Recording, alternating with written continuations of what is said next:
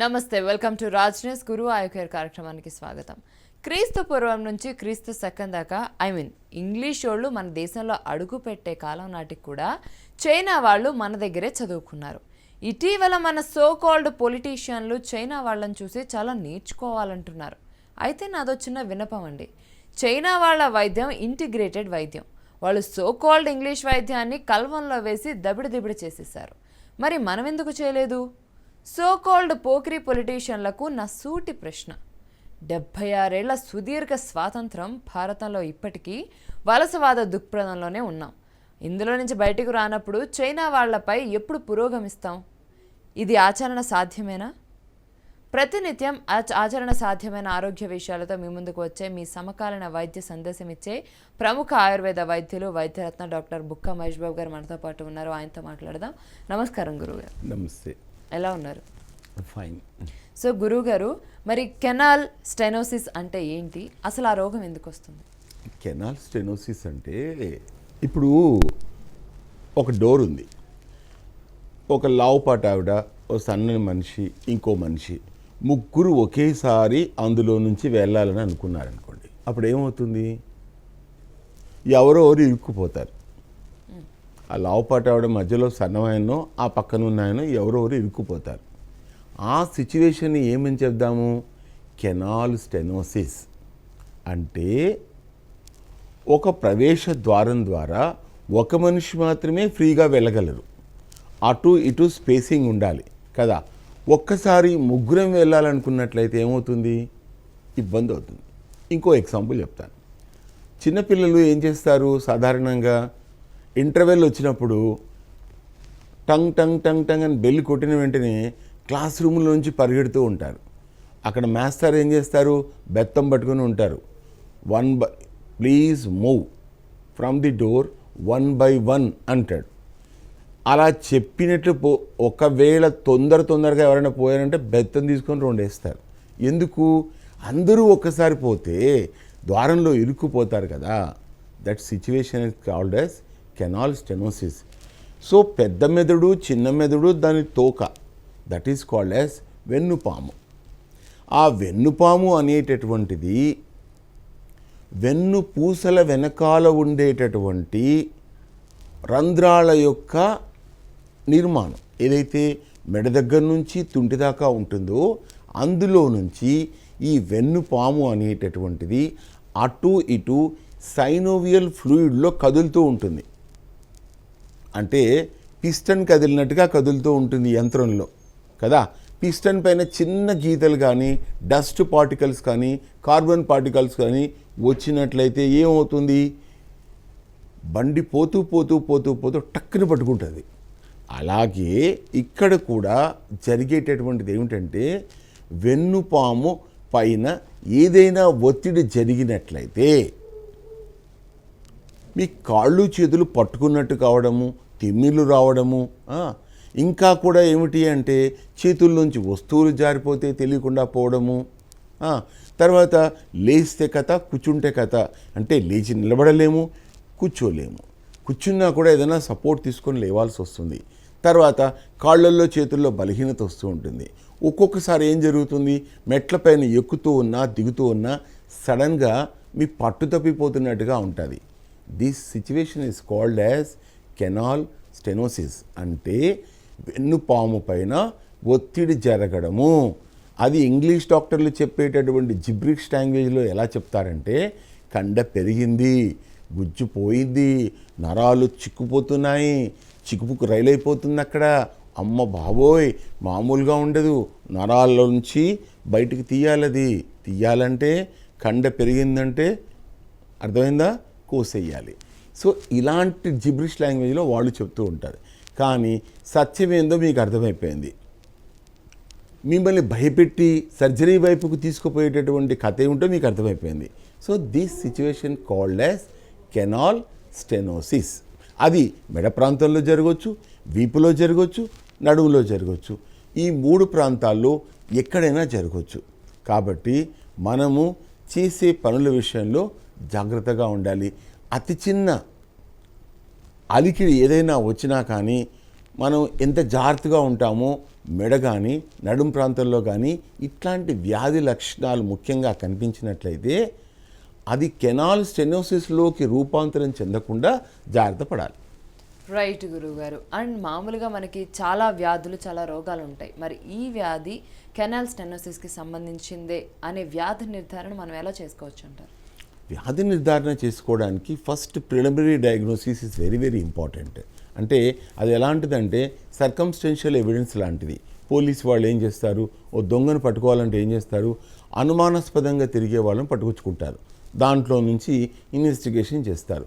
అట్లాగే ఎప్పుడైనా వ్యాధి లక్షణాలు అంటే చేతుల్లో తిమ్మిళ్ళు రావడము, చేతుల్లోంచి వస్తువులు జారిపోతున్నట్టుగా ఉండడం, తల దూవుకోవాలంటే కష్టంగా ఉండడము, చేతి వేళ్ళలో విపరీతమైన కాళ్ళల్లో కానీ చేతుల్లో కానీ తిమ్మిర్లు రావడము, మంటలు రావడము, కారం పూసినట్టుగా ఉండడము, తర్వాత పిరుదుల వెనక భాగంలో పట్టుకారు పట్టుకొని నరాన్ని ఎవరో గట్టిగా లాగేసినట్టుగా ఉండడం, మెట్లెక్కుతున్నప్పుడు పట్టు తప్పిపోతున్నట్టుగా ఉండడము, కాలు బలహీనంగా ఉండడం, బరువుగా పడుతూ ఉండడం, ఒక్కొక్కసారి లైట్గా పడుతూ ఉండడం, ఇట్లాంటి లక్షణాలు కనిపించినప్పుడు శరీరంలో ముఖ్యంగా వెన్నుపాములో ఏదో గడబిడం మొదలైందని ఒక నిర్ధారణకు రావాల్సిన ఆస్కారం ఉంటుంది.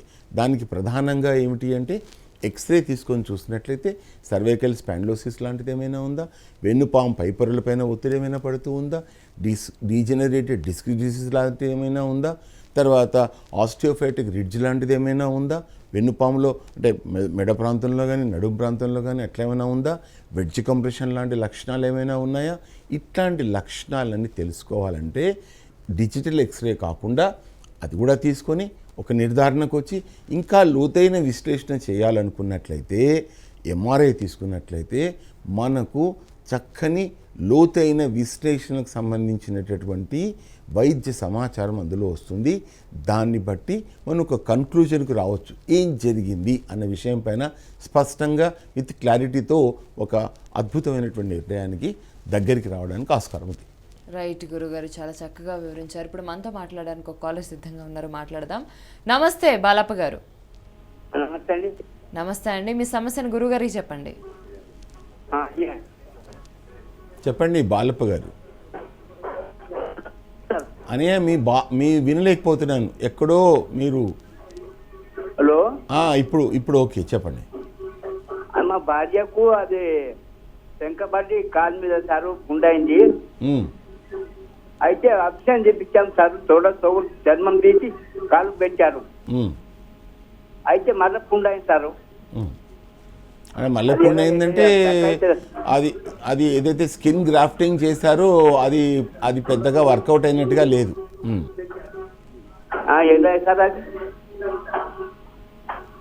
అన్నయ్య మీరు మాట్లాడేది క్లారిటీ రావట్లేదు అన్నయ్య.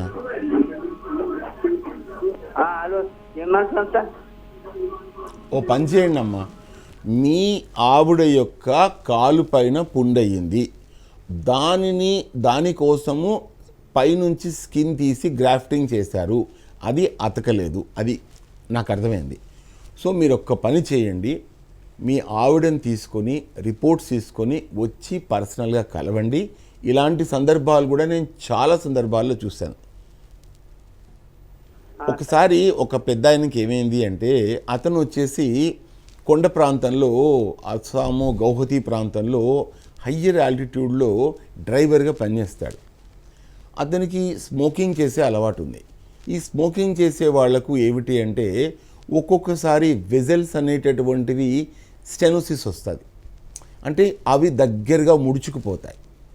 అవి ముడుచుకుపోవడం వల్ల ఏమైపోయింది, కాలు పైన నల్లగా మాడిపోయింది. అంటే కాకర పిందెలు కానీ సోరకాయలు కానీ బీరకాయలు కానీ బాగా మాడి మసైపోతే ఎలా ఉంటాయి, నల్లగా మాడి పిందెలు రాలిపోతాయో అలాగా కాలు కూడా నల్లగా మారిపోయింది.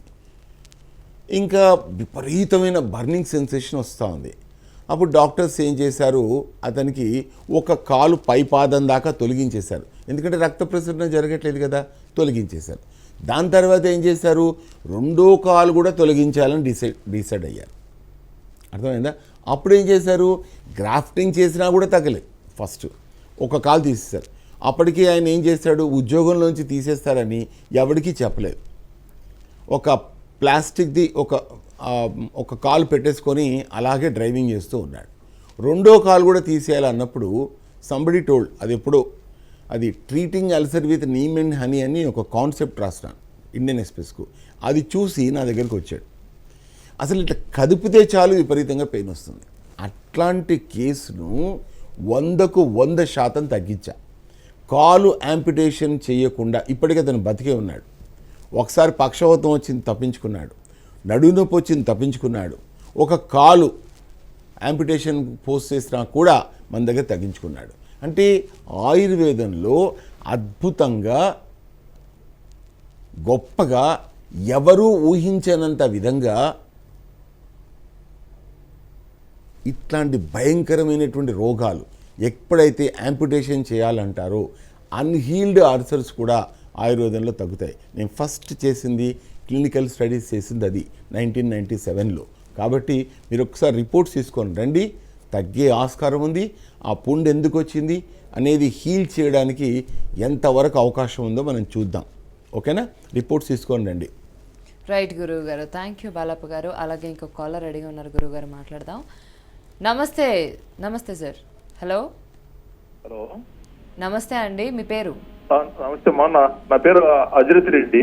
అజిరత్ రెడ్డి గారు, గురువు గారితో మీ సమస్యను చెప్పండి. రెడ్డి గారు చెప్పండి.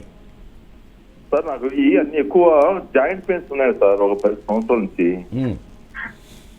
మామూలుగా డాక్టర్ దగ్గరికి పోతే ఎక్సర్సైజ్ ఇస్తే లోపల అన్ని అరిగిపోయినాయి, మీకు వెనక గుర్తు లేక అరిగిపోయినాయి అని చెప్తున్నారు. మరి అంటే మీకు ఎంత, మీ వయసు ఎంత? నా వయసు ఇప్పుడు 62 సంవత్సరాలు సార్. ఏమండి? 62, 62 years. ఓకే. నాకు ఇప్పుడు 10 సంవత్సరాల నుంచి ఉన్నాయండి. ఇంక్రీజ్ 10 సంవత్సరాలు ఎక్కువగా ఉన్నాయి. అప్పుడు కొంచెం లైట్ గా ఉన్నాయి, ఇప్పుడు 10 నుంచి ఎక్కువ ఉన్నాయి. మందులు పడుతున్నాయి కానీ కూడా ఏం తగ్గడం లేదు. ఓకే. మరి 10 ఏళ్ల నుంచి మోకాలు కూడా ఒకటి ఆపరేషన్ చేశామండి. ఇది ఓకే, ఒకటి చేసాము. మోకాళ్ళు, తర్వాత భుజాలు, మెడ, నడుము అన్ని నొప్పులు. ఇంకా మరి ఆయుర్వేదానికి వచ్చాక అంత అయిపోతుందండి. అంత మాకు ఎక్కడి నుంచి కథ మొదలవుతుందంటే నెమ్మదిగా ఉదయం నుంచి కథ మొదలవుతుంది. అది నెమ్మదిగా కథా సరిసాగరంలాగా ఒక గొలుసు కట్టు కథల్లోకి, కథలోంచి కథ, కథలోంచి కథ, కథలోంచి కథ, అన్నీ బేతాల కథలే. మరి వాటికి సొల్యూషన్ చెప్పాలి. అప్పుడు బేతాళుడు ప్రశ్నలు ఎట్లా అడుగుతారో ఇది కూడా అలాగే ఉంటుంది. మెడ ఉంటుంది, నడుము ఉంటుంది, కీళ్ళు ఉంటాయి, పాదాలు ఉంటాయి, మోకాళ్ళు అరిగిపోతాయి, 10 ఏళ్ళు అయిపోతుంది. ఇంగ్లీష్ డాక్టర్ అక్కడ కత్తి పట్టేసుకొని కోసేస్తా కోసేస్తా కోసేస్తా అంటూ ఉంటాడు. యూరేకా కస్సమిస్స టైప్లో అయిపోతుంది అన్నట్లు. మరి ఇప్పుడు ఏం చేద్దాం రెడ్డి గారు, చెప్పండి. సార్, నాకు ఇప్పుడు వెనకటికి సైకిల్ పైన ఒక అట్లాస్ సైకిల్ అని ఒకటి వచ్చేది 1960 ఆ ప్రాంతంలో. మరి ఇప్పుడు సైకిల్ పైన, దానిపైన వాడి లోగో ఏంటో తెలుసా? భూమిని భుజం మీద పెట్టుకొని కూర్చున్నట్టుగా ఉంటుంది కదా. సో మీరందరూ అట్లా భుజాల మీద ఇన్ని సమస్యలు పెట్టుకొని వస్తే ఎట్లా అని అడుగుతా ఉన్నాను. దానికి మీ సమాధానం చెప్పండి, నేను పొడుపు కథ విప్పుతాను. చెప్పండి చెప్పండి రెడ్డి గారు. అంటే ఇప్పుడు పెయిన్స్ ఎక్కువగా ఉన్నాయి. అది కరెక్టే రెడ్డి గారు, నేను అడిగిందని కూడా చెప్పండి. మన ఇద్దరి సంభాషణ జనంలోకి వెళ్తుంది కదా. ఇప్పుడు ఇంగ్లీష్ డాక్టర్లకు షట్రశోపేతమైనటువంటి భోజనాలు పెడతా ఉన్నారు. పని ఏం జరుగుతూ ఉంది అక్కడ? నేను అడుగుతున్న ప్రశ్న అది. పని ఏం జరుగుతూ ఉంది? షడ్రశోపేతమైనటువంటి భోజనం పెడుతున్నారు, చికెన్ పెడుతున్నారు, బిర్యానీ పెడుతున్నారు, ఫిష్ కర్రీ పెడుతున్నారు, నెల్లూరు చేపల పులుసు పెడుతున్నారు, అన్నీ పెడుతున్నారు ఇంగ్లీష్ డాక్టర్కు. కానీ పని ఏమి జరుగుతుంది? అది కదా విషయం. ఏం జరుగుతూ ఉంది? మనం అందరం ఇది డిస్కషన్ చేయాల్సి. ఏమండి, అన్ని రకాల ఫుడ్ తింటామంటే ఈ గ్యాస్ ట్రబుల్, ఎన్ని కడుపులో బాధ అయిన వస్తున్నాయి. ఇప్పుడు ఇది ఇంకా కొసమెరుపు అనుకుంటాను కదా. ఏమండి, ఇప్పుడు చెప్పిన దానికి ఇంకా కొసమెరుపు అనుకుంటాను. నేను అంటున్నది ఇంగ్లీష్ డాక్టర్కు షడ్రశోపేతమైనటువంటి భోజనాలు పెడతా ఉన్నారు కాబట్టి వాళ్ళు కోట్లల్లో కట్నాలు తీసుకుంటున్నారు కాబట్టి వాళ్ళకి స్పెషల్ గిఫ్టా ఇదంతా? మనం 10 ఏళ్ళ నుంచి వాడుతూ ఉన్నాం. మరి ఏమి తగ్గిస్తున్నారు? ఆ విషయం పైన చర్చ జరగదేంటి? ఇప్పుడు ఏదో ఒకటి తగ్గాలని, ఉపశమనం పొందాలని ఏదో ఒకటి ఇంకా మనం తట్టుకోలేకపోయేది, ఇంకా డాక్టర్ల దగ్గరికి పోతున్నాం. అది కాదు రెడ్డి గారు, ఉపశమనం కోసము 10 సంవత్సరాల వరకు వాళ్ళకి టైం ఇస్తారా ఇంగ్లీష్ డాక్టర్లకు? అంటే మధ్యలో కొన్ని ఇట్లా పోతున్నాను, పొద్దుటూరులో ఉన్నాడు ఒకతను ఆయుర్వేదం డాక్టర్, అక్కడ ఇచ్చాము కొంత. మళ్ళీ తర్వాత ఈ మామూలుగా ఈ సన్న మాత్రం హోమియో మందులు కూడా వాడాము, హోమియో మందులు కూడా వాడామండి. మరి ఏమైంది? తగ్గలేదు. అది తగ్గాలి కదా, తగ్గలేదంటే ఎట్లా సార్? నాకు అర్థం కాదు. మా దగ్గర 65 ఏళ్ళు వచ్చిన వాళ్ళకి కూడా తగ్గుతా ఉంది, మరి తగ్గాలి కదా. ఏమండి, ఇప్పుడు ఇంగ్లీష్ మందులు ఛానల్లో వాడితే అవి మంచిది కాదని ఇట్లా హోమియో మందులు కూడా మధ్యలో హోమియో మందులు కూడా అవి ఆపేసి హోమియో మందులు కూడా వాడాము, ఆయుర్వేదం కూడా వాడడం తగ్గలేదు. సరే, అందుకోసం అంటే మీ దగ్గరికి ఏదో తగ్గుతాయేమన్న ఉద్దేశంతో మీరు ఒక పని చేయండి రెడ్డి గారు, ఒక పని చేయండి. మీ యొక్క రిపోర్ట్స్ తీసుకొని రండి, వైద్యం చేద్దాము. తర్వాత మీ దగ్గర మోకాళ్ళకు సంబంధించిన ఎక్స్రేలు ఏమున్నా అవి కూడా పట్టుకురండి, ఓకేనా? ఒక విషయం చెప్తాను వినండి. ఒకసారి ఒక పెద్ద ఆవిడ, బాగా వెల్ ఎడ్యుకేటెడ్, మంచి ఎడ్యుకేషన్ ఉన్న ఆవిడ, అమెరికా నుంచి ఆవిడ ఏం చేశారంటే, ఈ మందు వాడండి చాలా బాగుంది, ఈ బిళ్ళలు వాడండి అన్నారట. అయితే ఆ బిళ్ళలు తీసుకొని ఆవిడ వాడడం మొదలెట్టిందంటే, దీని కంపోజిషన్ ఏంటి, దీని తస్సాదీయ, ఇది గుజ్జు పెరుగుతుందని ఇంగ్లీష్ డాక్టర్ రాశాడు, దీని కథా కామిష్ ఏమిటి అని ఆవిడ మొత్తం నెట్లో సెర్చ్ చేసిందంట. ఇలా చూస్తే ఆ డ్రగ్ ఎక్కడి నుంచి వచ్చింది అంటే, కోమిఫెరా ముకుల్, రాజస్థాన్ ప్రాంతంలో ఉండేటటువంటి, ముఖ్యంగా ఎడారిలో పెరిగేటటువంటి మొక్కల నుంచి వచ్చేటటువంటి రెజిన్, గమ్, ఆ గమ్మును కోమిఫెరా ముకుల్ అంటారు, దాన్ని గుగ్గులు అంటారు. ఆ గుగ్గులు అనేటటువంటిది ఆయుర్వేద ఔషధాలను కలిపి గట్టిగా ఉంచడానికి ఉంచుతారు, దాన్ని బైండింగ్ ఫోర్స్ అంటారు. ఆ బైండింగ్ ఫోర్స్ అంటే ఔషధాలను కలిపి గుండుగా తయారు చేయడానికి వాడేటటువంటి జిగురు అని అర్థం. ఆ జిగురులో నుంచి వచ్చింది. మరి ఇంగ్లీష్ డాక్టర్లు ఆయుర్వేదాన్ని పొద్దున్నేస్తే విమర్శిస్తారు. మరి అక్కడ విషయం ఏమిటి? ఆ ఔషధంలో నుంచి గుజ్జు పెరగడానికి వచ్చేటటువంటి ఔషధం అమెరికాలో తయారైంది. అంటే ఆ తయారైనటువంటి వస్తువు ఏంటి? ఇంగ్లీష్లో పేరుంది, కానీ మాతృక ఎక్కడి నుంచి వచ్చింది? మదర్ ఊంబులోంచి వచ్చినట్టుగా. అంటే ఇప్పుడు దేశ భాషలందు తెలుగు లెస్స అన్నట్టు ఇవేమైంది? ఆయుర్వేదంలో నుంచి వెళ్ళిపోయింది అది. చెప్పండి. సో కాబట్టి ఆయుర్వేదాన్ని ఏమో వాడనివ్వరు, విమర్శిస్తారు, అందులోంచి పోయిందేమో గొప్పగా మాట్లాడతారు. కాబట్టి విషయాన్ని మనం అర్థం చేసుకోవాల్సింది ఏంటంటే, వ్యాధి నిర్ధారణ చేసుకొని వ్యాధి మొదటి దశ, రెండవ దశ, మూడవ దశలో ఉన్నప్పుడు మనం ఒక నిర్ణీత కాల వ్యవధి ప్రకారంగా మంచి అనుభవస్తున్నటువంటి ఆయుర్వేద వైద్యుల యొక్క పర్యవేక్షణలో కనుక చికిత్స చేసుకున్నట్లయితే పోయిన గుజ్జు కూడా వస్తూ ఉంది. మేము చాలా కేసులలో చూస్తున్నాం, అద్భుతమైనటువంటి ఫలితాలు వస్తూ ఉన్నాయి.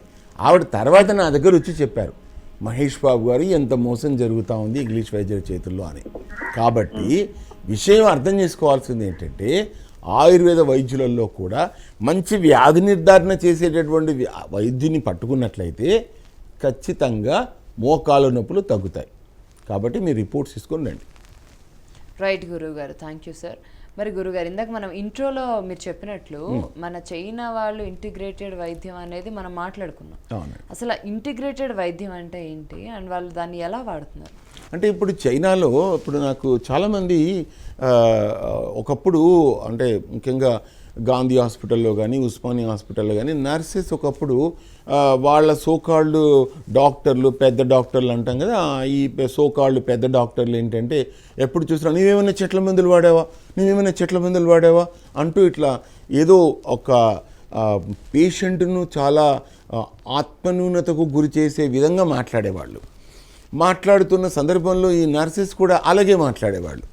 కానీ ఇటీవల కాలంలో చాలామంది నర్సెస్ యొక్క పిల్లలు, చాలా సోకాల్డ్ కొంచెంమంది ఎలైట్ గ్రూప్లో ఉండే వాళ్ళ పిల్లలు ఇక్కడ మెడికల్ కాలేజీలో సీట్ రాకపోవడం వల్ల థాయిలాండ్, మలేషియా, కంబోడియా, తర్వాత మళ్ళీ వచ్చేసి చైనా, ఇట్లాంటి ప్రాంతాలలో బాగా ఈ వైద్య విద్యను అభ్యసించడానికి వెళ్తూ ఉన్నారు. అక్కడి నుంచి వెళ్ళి వచ్చిన తర్వాత వాళ్ళ పిల్లలు అక్కడ చూసిన వైద్య విధానంతో ఇక్కడ ఇన్స్పైర్ అయ్యి వాళ్ళ నేటివ్ ప్లేస్లోకి వచ్చిన తర్వాత తల్లిదండ్రులతో చెప్తూ ఉన్నారు, అక్కడ ఆయుర్వేద వైద్యం ఎంతగా గొప్పగా ఉందని. అంటే పెద్ద పెద్ద బీజింగ్లో ఉండేటటువంటి గొప్ప మెడికల్ కాలేజీలలో కూడా, వాడికి అఫిలియేటెడ్గా ఉండేటటువంటి హాస్పిటల్స్లలో కూడా ఇంగ్లీష్ డాక్టర్ అంటే సోకాళ్ళు చదువుకున్న మెడిసిన్ చదువుకున్న వాళ్ళు కూడా కషాయాలు అప్పటికప్పుడు కలిపి కషాయాలు ఇస్తారు. నా దగ్గర కావాల్సిన వీడియోస్ ఫోటోగ్రాఫ్స్ ఉన్నాయి. అంటే ఇంటిగ్రేటెడ్, అంటే ప్రజలకు ఈ రోగం ఎక్కడ తగ్గుతుంది, ఈ రోగానికి ఏం మందు ఉంది, ఈ మందు ఎట్లా వాడుకోవాలి ఏమిటి అనేదాన్ని ఆయుర్వేద వైద్యాన్ని కూడా ఇంగ్లీష్ వైద్యంతో అక్కడ అనుసంధానం చేశారు. కాబట్టి అనుసంధానం చేసిన దాన్ని ఇంటిగ్రేటెడ్ వైద్యం అంటారు. మన దేశంలో మెడికల్ కాలేజీలు పెట్టేస్తున్నాం, అన్నీ పెట్టేస్తున్నాం, ఇచ్చేసేస్తున్నాం వచ్చేసేస్తున్నాం ముదరగొట్టేస్తున్నాం. కానీ ప్రజలకు సరి అయినటువంటి వైద్యం అందుతుందా? చూడండి, ఇప్పుడు 2-3 కాలర్స్ మాట్లాడారు.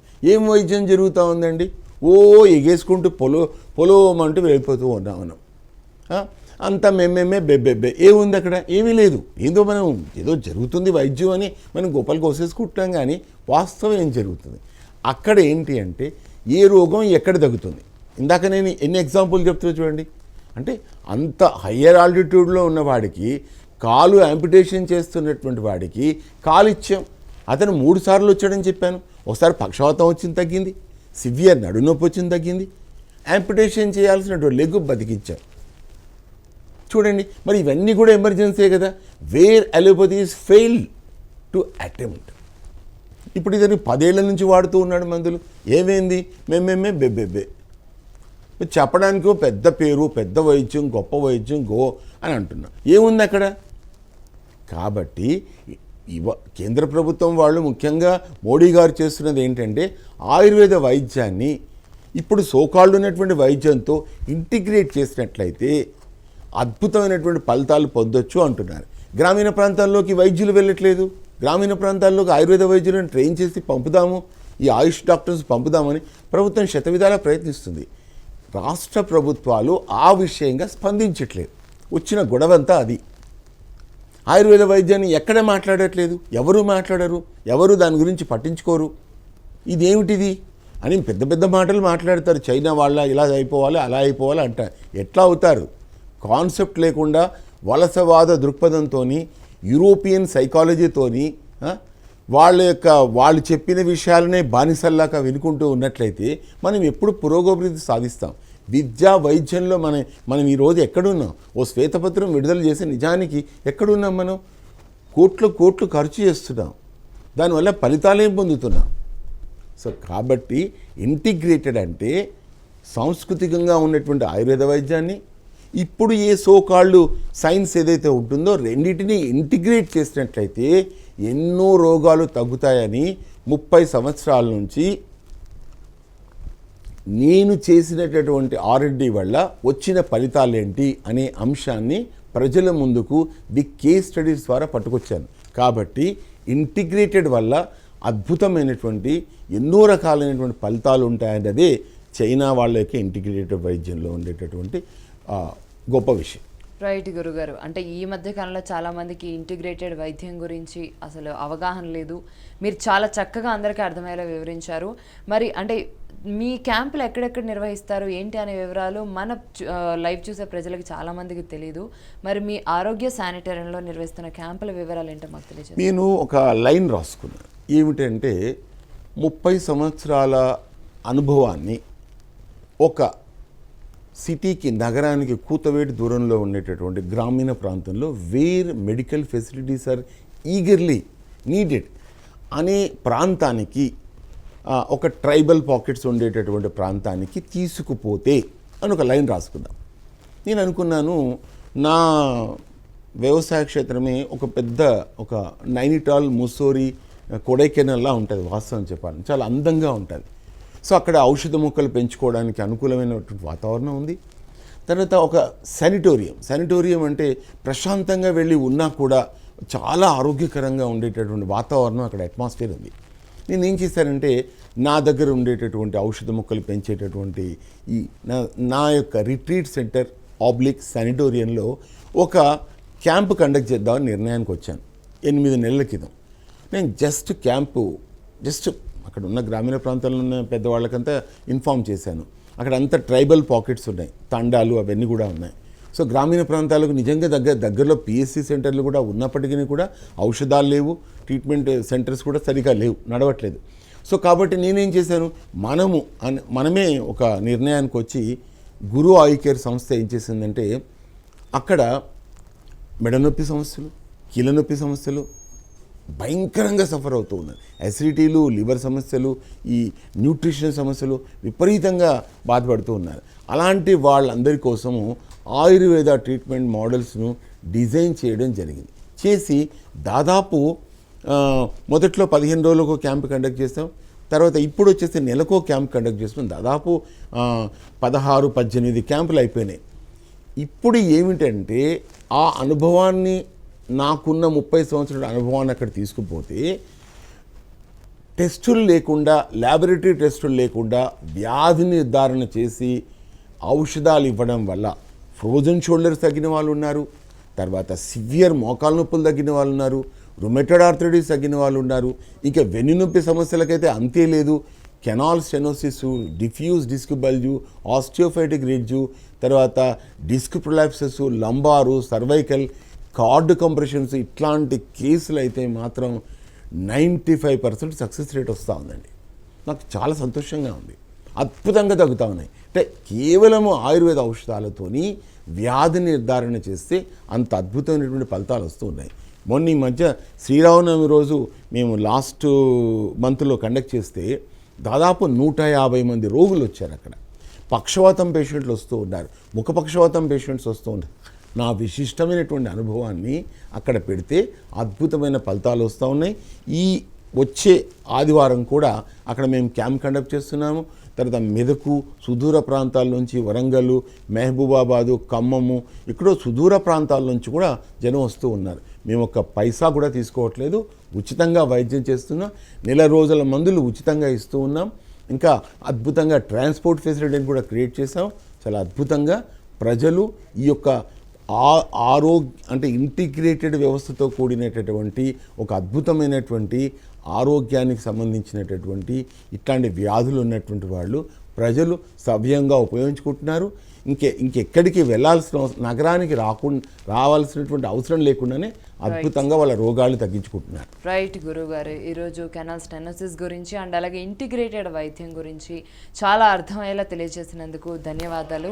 మరొక టాపిక్తో మళ్ళీ కలుద్దాం. చూసారు కదండి, ఇది వాళ్ళ మన గురువు ఐ కేర్ కార్యక్రమం. మీకు కూడా ఏమైనా సమస్యలు ఉన్నట్లయితే స్క్రీన్ మీద నెంబర్స్కి కాల్ చేసి మీ సమస్యలకి పరిష్కారాలను తెలుసుకోండి. అలాగే మీరు కూడా క్యాంప్కి వీలైతే వెళ్ళి మీ సమస్యలకి నివృత్తి చేసుకోండి. మరొక కార్యక్రమం మళ్ళీ కలుద్దాం. State into Raj news.